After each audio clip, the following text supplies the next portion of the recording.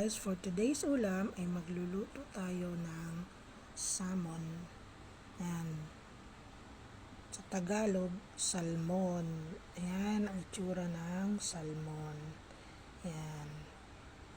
Pina-slice ko siya para pagka pinrito ko siya, madali siyang maluto. Kasi malaki, hindi kakasya sa kawali. Saka mas maganda pagka ganyan siya, paposta yan. Alagyan natin yan ng asin at saka ng paminta bago natin iprito. Yan, ganyan. Prito natin yan mamaya, di ba? Lagyan natin siya ng paminta at saka ng asin. Yan. Ubudburan natin siya bago natin siya iprito.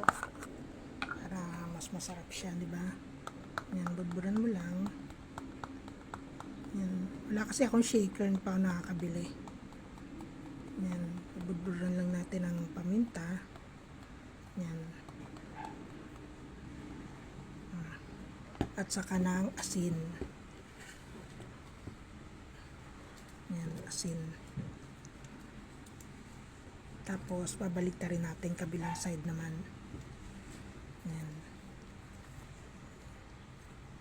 Yan. Para pag mamaya, pag pinrito, nababad na siya sa paminta at saka sa asin. Yan. Ganun din, budburan ng paminta.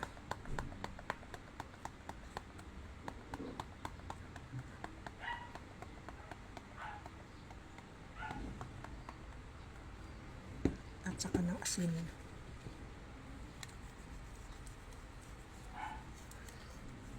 Yan lang guys, mamaya piprito na natin yan. Natin ang ating isda. Ang ating salmon. Gumit lang yan para hindi siya masunog. Tapos natin prito ating salmon. Siyempre may toyo mansi.